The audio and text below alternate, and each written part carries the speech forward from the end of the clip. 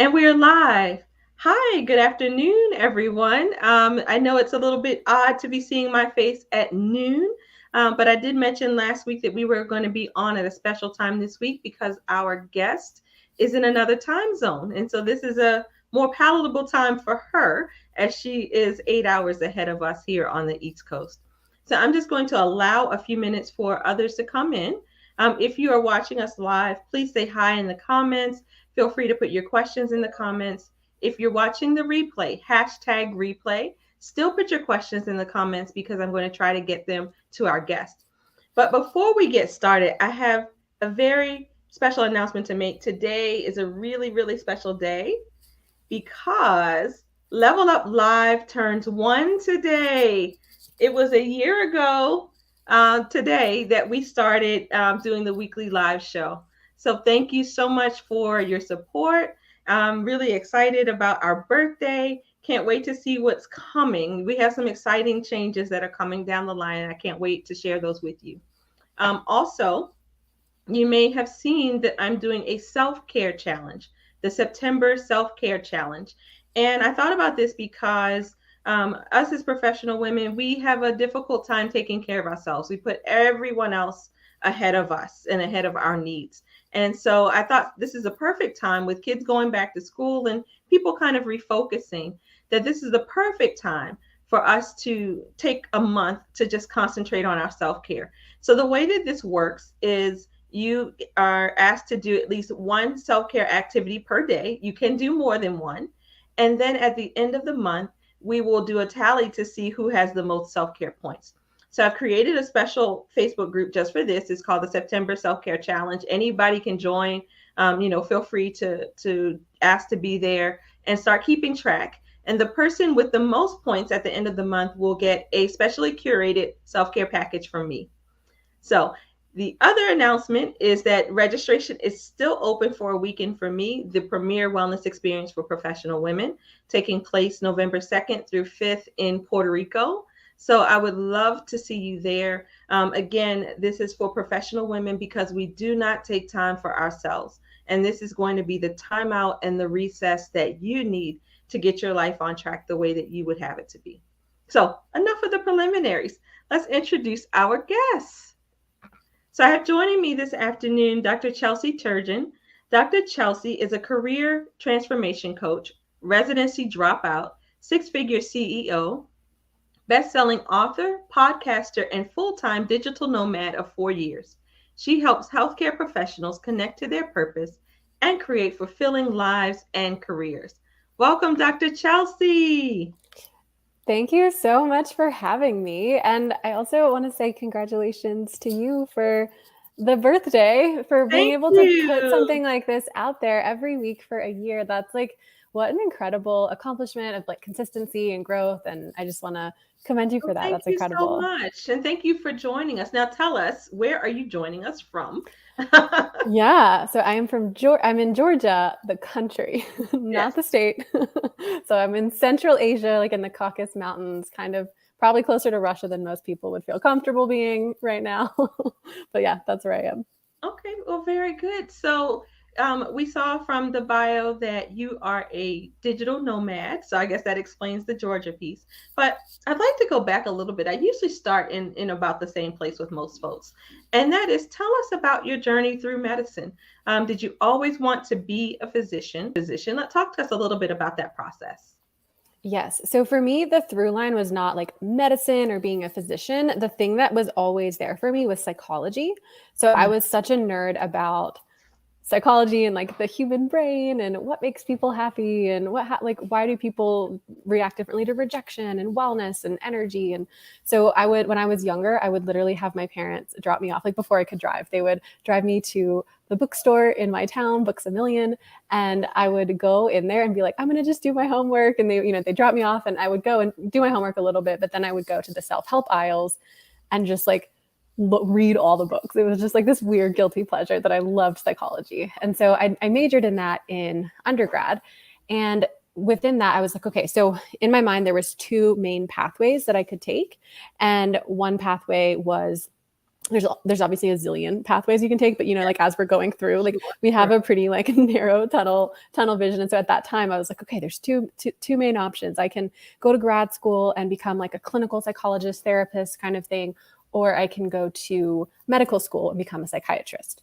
And I would present those two options to people and be like, this is what I'm thinking about. And without fail, every time I presented the option of I'm going to go to med school, I would be met with this like, oh, like, just like this Yes. overall, Yes.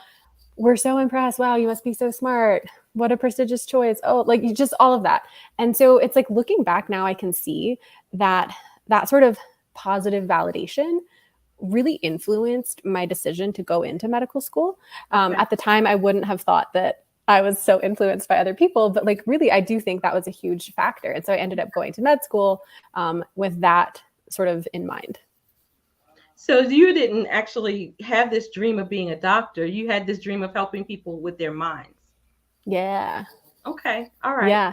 And so now you go to medical school, you graduate from medical school, then what? Because this is a whole twist because this I just learned this part about you today. So tell me how we get from psychiatry to where we ended up. Yeah. So then there's a whole plot twist that I just like to throw at you to keep you on your toes, So for me, it was, I'm going through med school and the idea is psychiatry. But as I'm going through, I think psych neuro was my first rotation. So like the first time I'm going into the hospital on third year, that's what I was doing. And immediately I was like, no, this is a hard no for me. Like I cannot see myself doing this. There was many reasons, but among them was just sort of the patient demographic and patient population and the way the doctor-patient relationship tends to be in psychiatry, which is less collaborative and it's a little bit more patronizing and a little more like, I don't believe anything they say, so I'm just gonna write. There's just like not as much of a real dialogue, and it makes sense because of the patients they treat, but it just was not what I wanted at all. And I really felt like just like my soul was dying and anything in relation to psychiatry. And so then my next rotation was, oh yeah, go ahead. No, I was going to say, I had to imagine that's pretty difficult because you go in with this idea and then you do the thing you think that you've been preparing to do for many years. And you're like, yeah, no, this is definitely not it. So it had to, I would imagine, thrown you into a little bit of a tailspin.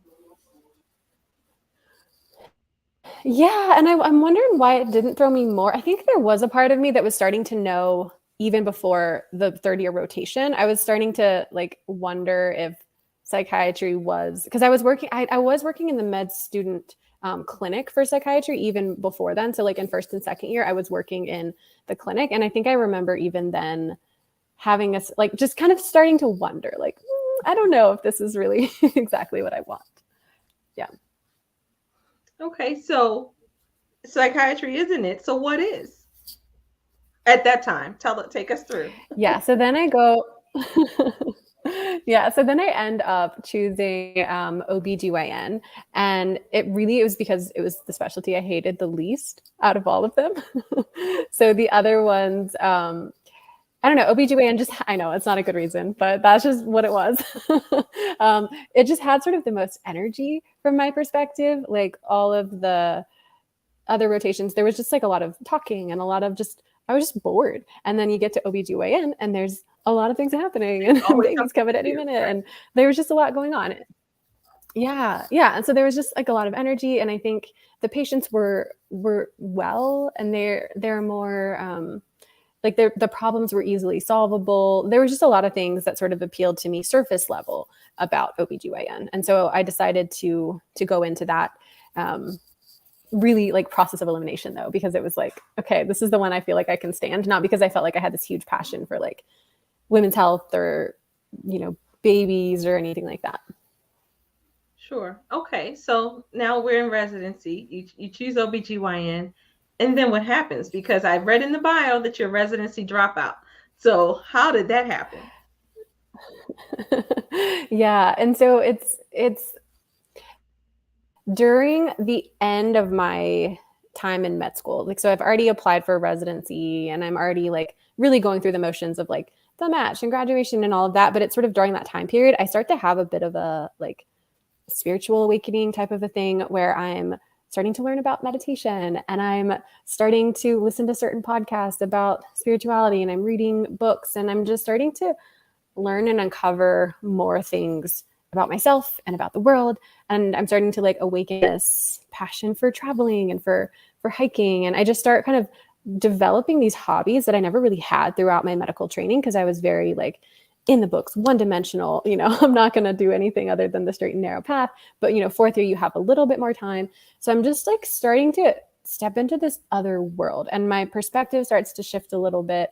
And I start to just like wonder, like, is this really what I want to be doing? So it's already like the seeds of doubt have already been planted at the end of fourth year.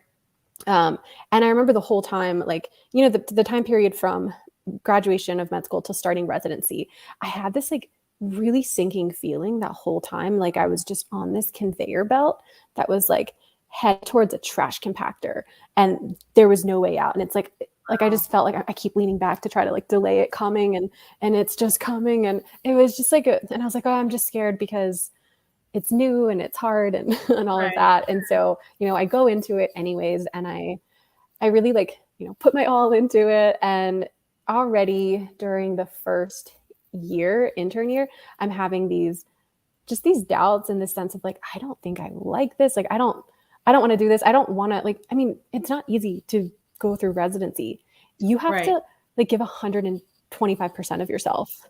And if your heart is not fully in it, it's harder to even to go that extra mile, to read about things outside of work, and to really just like dedicate yourself in the way that you need to be a safe and like good doctor. And I just didn't have any of that. Like I was like, I don't really want to be here, and it's taking so much of me, and I don't even want to give it.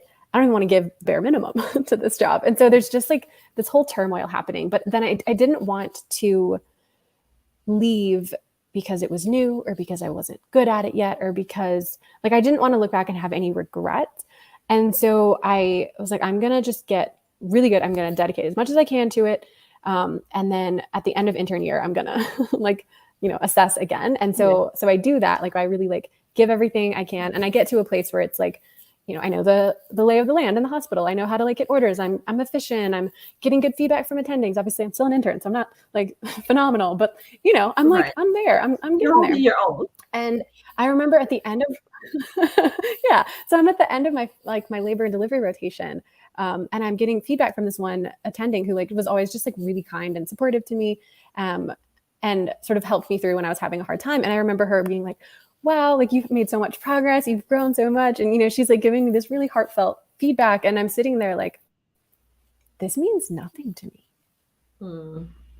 Like, I don't care at all. and it just like, there was just this emptiness around the whole thing.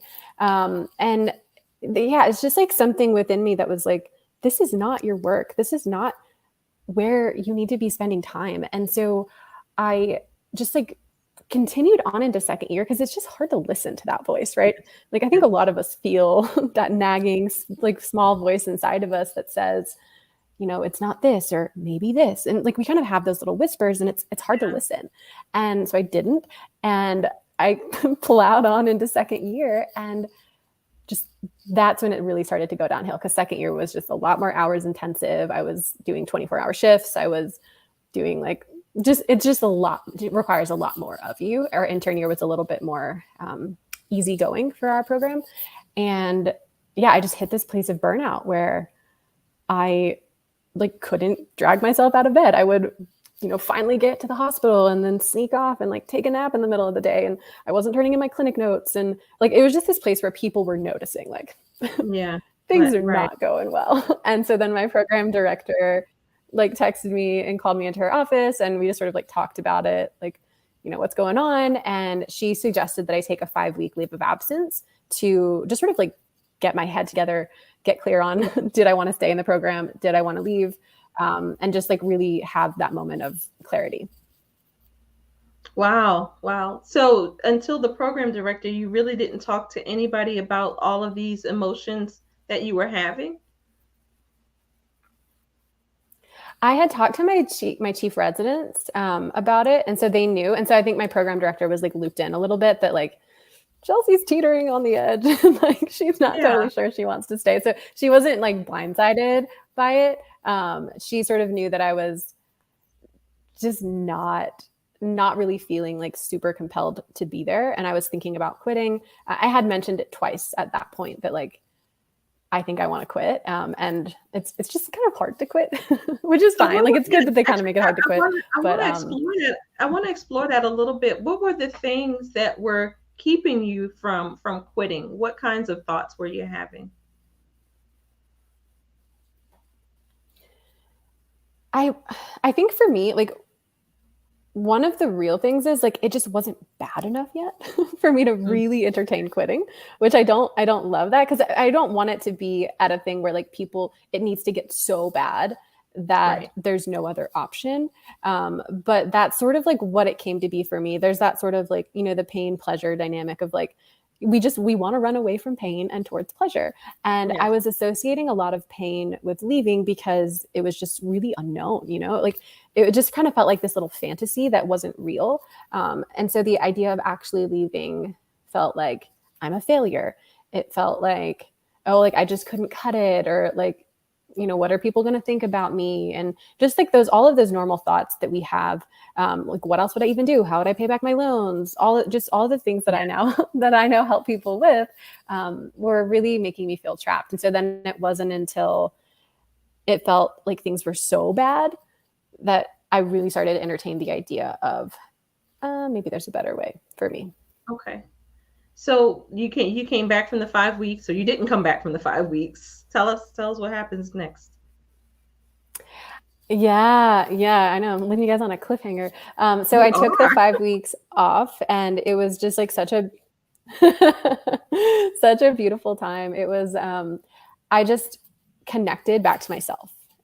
I journaled a lot. I meditated. I did yoga. I was outside as much as possible. I asked myself some like really good questions. I have my journal still from that time, and I'm like, dang, like I really asked some good questions of myself. I was asking things like, is medicine like how do I want to contribute to the world, and is medicine the only vehicle for me to do that, and like what would I really love to be doing, and like what are all the stories telling me that I can't go do those things I want to do. So I'm just like really in this internal process, and I didn't talk to anyone else about it. My parents knew, like there's people who knew what I was going through, but I didn't like ask anyone what I should do. I didn't ask the audience because I was like, what, this is me. I know it needs to come from me. And I by the end of the 5 weeks, it didn't feel like I ever fully made the decision. It just felt like it arrived and I knew what I needed to do. And it was that I don't want to go back. I don't want to be a doctor.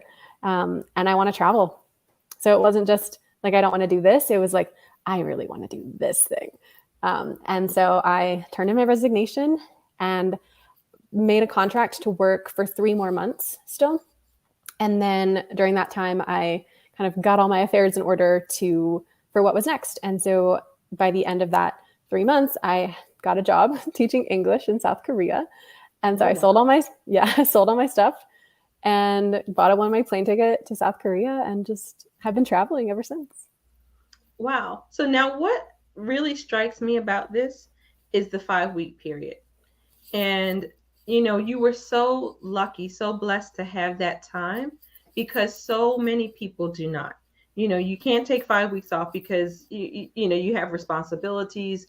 You're worried about, the financial implications and all of those kinds of things. So to me, that was a real blessing because it gave you the opportunity to step away from the day to day, to evaluate your life and to ask yourself those really hard questions, and to have enough time and space to hear the answers that were coming emanating from you. So I think that that's really beautiful and really striking. And of course, I'm all about that, taking time away from Yeah. yourself to be able to hear Yeah. from yourself. So Yeah. yeah, but I think that that's wonderful and remarkable that you were able to do that, and really brave. I mean, to sell all your stuff and move to South Korea, it's like, wait, what? Yeah. Okay, so two questions. Did it mess with your own identity, like how you saw yourself? And then how did people react? Were they like, okay, Chelsea's having a nervous breakdown? What what was the reaction? Yeah, yeah, it's so funny because it's like I called some of my friends from high school, or like, yeah, they had been my best friends from high school, and they actually were married now to people in my med school class. So we were all like, there was this like sort of they understood everything, you know, because their husbands were going through residency too, but like they also knew me from high school. And so I remember calling each of them in turn, and I felt like really scared to tell them. And they were like, that's actually like, that sounds great. And like they told me later, like they both talked about it and they were like, that sounds right for her. Like they were kind of surprised, but also like there was a part of them that actually wasn't surprised. And that was like, that's actually perfect for you. And so it was cool to have support. And like I had plenty of people, like even in my residency, obviously there was plenty of people who were not happy with Yeah. me in the residency program, totally fine. But there was enough people who were even like would come up and hug me and be like, I'm so happy for you. This sounds great. And there was just this sense of like, whoa. Like I remember one of my attendings, the one who like was giving me that feedback and had been supportive the whole time. She I was like telling her my plans, and I was actually getting her to write me a letter of recommendation for getting the job to teach in South Korea. And I remember she like I go into her office and I'm talking about my plans, and she was like, "You look like the person I always knew was in there." It's Wow. like, it's like before, like the whole time I've known you so far, it's like there's just been this wall up, and it's like I just haven't been able to get through. And now it's like you're back, like you're alive Yeah. and you're yourself again. And so it's just like to have that reflected back to me was so nice. And then I remember having dinner with my grandparents one night because they actually lived in Michigan and I was in Pittsburgh for residency. So we kind of like got together for dinner one night, and they were like, you look very calm for someone who's in the middle of a like really life-changing situation. And I felt calm too. And so I think like on the outside, you look at it and on paper it looks like WTF, like what is this person thinking? But then Right. anyone who was like interacting with me, they're like, something has changed. Like this Yeah. is right. Like this, I don't know what it is, but like there's something really right about this. Yeah, And you so found you. You found you, yeah, like your joy, your peace, you became, right? yeah. You stepped into the fullness of who you are and who you were meant to be. And that's the thing, when we get caught up in doing what people expect us to do, and maybe even sometimes what we expect us to do instead of listening, our insides are smarter than we think or than we know, right? Your soul and your spirit, it knows where you're supposed to be and what you're supposed to be doing. So I'm really happy for you. So tell us, okay, South Yeah. Korea, now what? Because I know that you're all over the world because I follow you. Yeah. Yeah. Yeah. Yeah. And so it was this journey. So when I like made the decision to leave, it was like I never really knew exactly what it was going to look like. But the things that I knew were like, it's like I wanted to expand myself. I wanted to grow. I wanted to see the world. And I didn't even really know what that meant. And I wanted to really dive into my passions of like personal growth and psychology. And so I ended up in writing. I've like always loved writing. And so I just wanted to like just do my creativity and do my personal growth and like just like live in my actual passions. And so then I signed up for a life coaching certification. I started a blog. And so those were sort of the two threads I was really following during that time. So I was writing in my blog every week.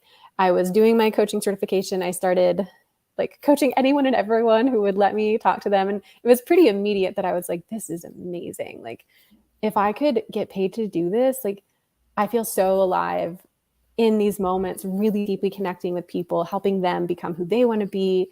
I just felt this deep aliveness in that process. And so then like basically during that first year, it was pretty solidified that like I want to do something with coaching and I really like want to incorporate writing somehow into it. And so just like as pursuing those two passions, it started leading to first a life coaching business, then a career coaching business when people started asking me about like my own career Yeah. stuff and career advice, and then career coaching for healthcare professionals specifically, which was happened sort of at the end of the first year of the pandemic when they were all burnt out and coming to me about like, how did you get out? Like, how did you do this? And so just there was this like very natural evolution of the business itself into what it is today, and into like it was just sort of me like following each next step, each next Yeah. passion, each next, paying attention to all of the signals and the synchronicities and the little voice inside of me and all of that. And so it's just like now I'm running this beautiful business and it's supporting me and I'm getting to travel wherever I want and just having this life that feels kind of unreal in a lot of ways. So now, okay. So I'm going to play devil's advocate for a minute, right? Because I know that there's some people who are like, okay, that's great for Chelsea, but she must have had a trust fund somewhere or something. Like, how was she able to actually walk away from residency and, teach English and like live a life and travel all over the world? Like, what about the loans? How did you make this happen? Yeah, loans are not a big deal. I think we make such a big deal about loans. And I think I think of them differently than a lot of people. I still have them. Like their loans are going to be due again. They like interest started this month and they're going to be due in October. And so I remember being like, ooh, like just recently getting an email of like, oh gosh, okay, I gotta like start those payments again. And I log in and it's like the payment due is $200. Fine, whatever. Like it's just, to me, I'm not worried about paying them off. I'm not gonna like, my initial thought was I'll pay them off $1 at a time. But really the way I'm going now financially is I'm going to be totally fine paying them off, probably better off than I ever would have if I was being a doctor. And so it's just like really not a big deal. But to me, loans were never going to be the thing. Like I remember doing some research and being like, what happens if you die and you haven't paid back your loans? And it's nothing. It's nothing. Nothing happens. Okay. So like, yes, obviously we don't want to be paying our loans back until we die, but you could do income-based repayments until you die. And like, wouldn't it be better to actually live the life instead of to pay the loans instead of being kind of a slave to the financial? Yeah. And I've always had a job. So this is one thing that like, there is no trust fund. There is no support from parents. There is no, like, they bought me plane tickets sometimes to come visit them, but like no real, like actual support from them. But like I always had a job. So I went from residency to teaching English, which actually made similar salary, which is really sad for the residency program. But like all my accommodations were provided for. And then like, at the end of the day, sort of take home wise, pretty similar to residency. And then I was teaching English online and then I was building my business. So it's like and I was also living in countries where the cost of living is less than the US. And I don't have like car expenses. There's certain expenses I don't have. And so people think travel is more expensive. Vacations are expensive. Travel as a lifestyle does not have to be expensive. I'm sure that my daily expenses are less than people living in the US. Even like single people living in a like low cost place in the US, I think my expenses are going to be less. So I think it's just sort of like perceptions versus reality of it. And it's, it is a doable lifestyle. I didn't have like, obviously I have privilege just by virtue of like being at like living in the US and all of those things. So there are privileges I have. I don't want to deny that. But as far as like having extraordinary amounts of wealth in my family or in a circumstance that no one else could possibly relate to, that's not true. Wow. So now you're all over the place. Like I said, I follow you. I know you're here and there and everywhere. And sometimes I play a little game where I look at the pictures and I say, okay, where's Chelsea? And see if I can figure it out. And I actually did when you were in Croatia, I think, because I'd been there. And I said, that really looks a lot like Croatia. But anyway, you go to these places. Do you know people? How do you form community? How do you take care of that part, that need? Oh, that's such a good question because it is such a need. And it's so funny because it like when I first started traveling, it wasn't as much of a need right away because there was just so much newness to it. And it's like I would make new friends and we'd hang out and travel together for a week or two and then go our separate ways and keep in touch on Instagram, like, but not real community. And so then it was about a year or two into like full-time travel that I was like, I need to really be intentional about this, don't I? I need to really start thinking about it. So I did join, I joined a travel community called Wi-Fi Tribe, which is a group of other digital nomads. And so I go and like do like month-long experiences where I'm living and working with other people and then, make connections that way. And then I also have done Nomad Cruise, which is it's a cruise with 300 other digital nomads. And I'm about to do another one of those where we go from, it's an amazing experience. So we're going to go. This is a subculture then. There's a whole group of you guys. Oh, yeah. Yes. Yeah, it's a whole subculture. It's amazing. I really do feel like I do have to be intentional about it. Um, and there's a lot of community to be had. That's awesome. That's really beautiful and special and different. So very different. So now tell us, what's the long range plan? I mean, right now it's been 4 years. So is the plan to just go where the wind blows? What are your, do you have longer range goals, I guess? Yeah. So I don't know if I would think of them as goals. I think when I envision my longer term life, I do think like some level of stability feels nice, whether that looks like actually having a physical apartment somewhere or having just like a place where I frequent and go back to like every fall. I, spend 3 months here. So I don't know exactly what it's going to look like. Yeah, I'm really not sure, but I definitely see like I'm just gonna keep listening to what feels really aligned and what feels most expansive. But yeah, I do imagine myself having like one or two places somewhere in the world where I spend larger amounts of time. Okay. So tell us about your coaching business. Because I know you're a digital nomad, so you're able to coach from anywhere. But what kind of services are you providing? Maybe give us a case report on one of your clients. Yes. So yeah. So the work I do is so special.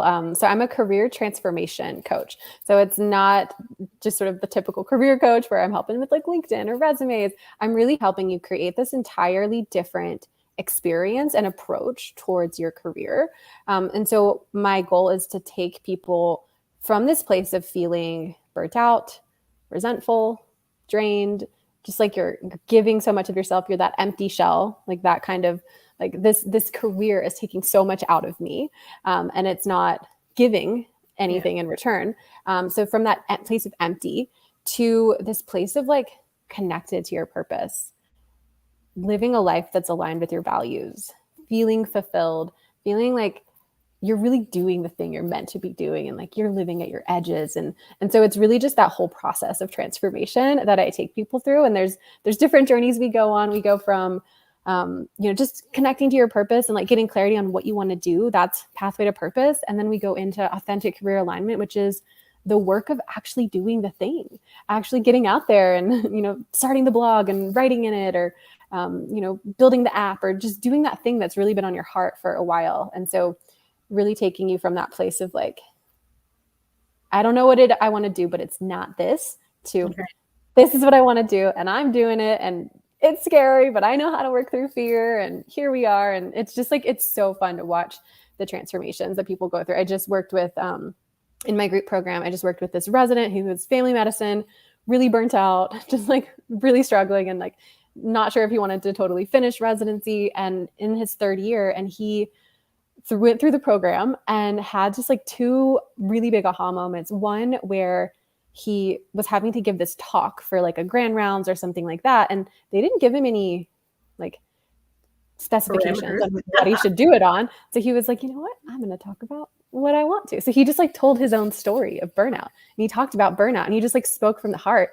And he had such an incredible experience speaking and being on stage and talking about something that mattered to him. And then he remembered that he also liked writing. And so then he found this blog post he had written like a year ago that he never did anything with. He's like, I'm gonna make a blog. So he created what's called a Substack, which is sort of like a blog, like almost like before when we had Zynga. It's kind of like just like a platform online where you can create your own thing and like publish a blog. And so he did that. And then now he's like writing in it every week, and like he's just looks so alive and he's so passionate, and he's just like on his way to starting to do that thing he really wants to do. And so it's just like it's so fun to watch. So that's incredible. So you're helping people to find themselves and Yeah, find their bliss and exactly. find their joy. Now, the people that you work with, do they often stay in medicine? I would say about 40% stay and about 60% do something different. And when they're staying like they're rearranging a lot. So they're, going into like a primary care, like direct primary care model, or like a telemedicine model, or, you know, they're really finding a way to do it on their own terms, in a way that really works for them. And that's really the point, right? To be able to live your life on your terms. So pardon Yeah. my cough. I don't No, know, you're okay. some dust or something. But tell us, if we're interested in working with you, where can we find you? Yeah, yeah. You can go to coachchelsemd.com, or you can look up my podcast. I'm at the Life After Medicine podcast. So that's a place where I really, you know, put out a new episode every week, and I'm putting out a lot there. So you can go to the podcast and kind of just get more free stuff from me. And then if you want to go to the website and figure out how to work with me now, I would just go to coachchelsemd.com. I just did a website glow up, and so it's brand new and I'm kind of proud of it. So definitely go there and check it out. Very good. So I like to end on the variation of the same question. And so my question for you is, this is interesting. Let's see. If someone is looking, I guess, just to up-level their career satisfaction, what is the single best thing you would recommend for them to do? Listen to yourself. Connect back to yourself, right? Like, you know, like you said, tune out all the noise, all the static, all the shoulds, all the expectations, and just come back to you, the wisdom of your body, the wisdom of your heart. You already know like what you're supposed to be doing. Yeah. Yeah. Well, that's awesome. Thank you so much, Chelsea. I forget that we're kindred spirits, really. So much. I am not the digital nomad type, but we're kindred spirits in that the whole psychology piece. I've forgotten that we had these things in common. The psychology piece, the OBGYN piece, I got to do something different piece. Yeah. So I could talk to you all day, but this is how it goes. You're in Georgia. It's getting close to bedtime. I'm here in the U.S. It's the middle of the day. But thank you so much for coming on. Thank you for being a part of this special episode, our 1 year anniversary. Yay! And so in honor of our anniversary, I'm going to actually be airing some older episodes of Level Up Live every night this week at 6:30 p.m. So this episode will air again at 6:30 p.m. But also I'm going to be airing some of the older episodes just to, help people to reminisce over the last year, help me to reminisce and be happy. And again, registration is open for a weekend for me. Chelsea and I talked a lot about the importance of taking time away to hear from yourself. And that's really what a weekend for me is about. So please, if you are someone who hasn't really had a lot of time to think about what you want your life to look like, let Chelsea's life be an example that you can really create a life that you love, no matter what your circumstances. We tell ourselves that we can't have certain things for whatever reason. We have these limiting beliefs.